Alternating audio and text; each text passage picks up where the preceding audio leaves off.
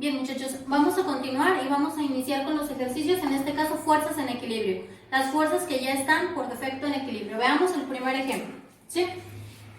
Tenemos 4 fuerzas, la fuerza A, la fuerza D, la fuerza C y la fuerza B, ¿sí? El orden no importa. En este caso es con el método del polígono que vimos la semana pasada, es decir, proyectamos nuestras fuerzas, las medimos, ¿sí? Por este caso, bueno, aquí no tenemos medidas, pero tendremos que medir el ángulo de cada una de estas fuerzas y medir las longitudes o las magnitudes de las fuerzas y proyectarlas. Para este caso, proyectamos la fuerza A. Recordemos que donde termina la primera fuerza va a continuar la segunda. El orden no importa. Aquí definimos que la segunda en este caso sea B. La proyectamos, igual la medimos. Donde termina B va a empezar C, con las mismas direcciones y con las mismas magnitudes, es decir, las mismas medidas. Y luego D. En este caso, observamos que donde inicia la fuerza 1 o la fuerza A, termina la fuerza D, por lo tanto no me da espacio para una fuerza resultante. ¿Qué quiere decir esto? Que la fuerza resultante es igual a 0. Entonces, este sistema de fuerzas está en equilibrio. Y no importa cómo proyecte mis fuerzas, cuál fuerza proyecte primero. Aquí vemos que si movemos el orden de la proyección de fuerzas, la resultante no cambia.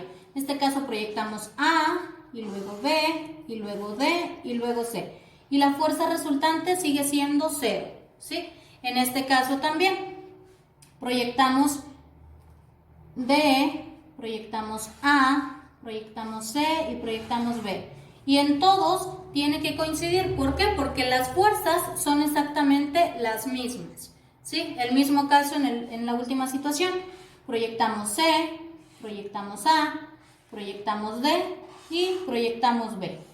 Y vemos que aquí no tenemos una fuerza resultante que dibujar, lo que quiere decir que la fuerza resultante es 0. Por lo tanto, este sistema de fuerzas está en equilibrio. Bien, ahora tenemos un segundo ejemplo, segundo ejercicio, en donde estas fuerzas no están en equilibrio. Tenemos una fuerza A, una fuerza B y tenemos una resultante que desconocemos, ¿sí? Aquí vamos a encontrar cuál es la fuerza que yo tendría que aplicar para que mi sistema esté en equilibrio. Entonces, vamos a suponer que la fuerza A es de 2 newton y la fuerza B es de 6 newton. Para este caso tenemos que encontrar también el ángulo alfa, ¿sí? Entonces, empezamos. Como es un triángulo rectángulo, voy a utilizar el teorema de Pitágoras. Entonces, la fuerza resultante es igual a la raíz cuadrada del cuadrado de los otros dos lados. A cuadrada más B cuadrada. Tenemos pues, la resultante es igual a A cuadrada, 2 al cuadrado, más B cuadrada, 6 al cuadrado. Entonces, 2 al cuadrado 4, 6 al cuadrado 36. La raíz cuadrada de 40 es 6.32. Esta es la magnitud de mi fuerza resultante. Esto es lo que vale, o la fuerza que ejerce aquí. Esta es mi fuerza resultante. Luego, recuerden que para sacar el ángulo tengo algunas funciones trigonométricas. Voy a utilizar en este caso el seno de alfa. ¿Por qué? Porque ya conozco cuánto vale mi hipotenusa, ¿sí? O mi fuerza resultante. Entonces, seno de alfa, cateto opuesto sobre hipotenusa, cateto opuesto 2, sobre hipotenusa 6, resultante, la acabo de sacar, 6.32. Entonces, esto me da un total de 0.3164. Recordemos que para sacar solamente el ángulo, aplicamos la inversa a la función seno. Entonces, seno a la menos 1 de 0.3164 sería 18.44. Esto es lo que mide este ángulo. Pero, ¿qué pasa? Si yo proyecto mis fuerzas así como están, sería fuerza A, fuerza B. Y si yo aquí proyecto la resultante tal como está, veo que no está en equilibrio porque partiría de aquí hacia arriba, ¿sí? Con un ángulo de 18.44, pero hacia acá. Y tendría una resultante grande. ¿Qué es lo que necesito hacer? Encontrar cuál es la fuerza que me va a equilibrar.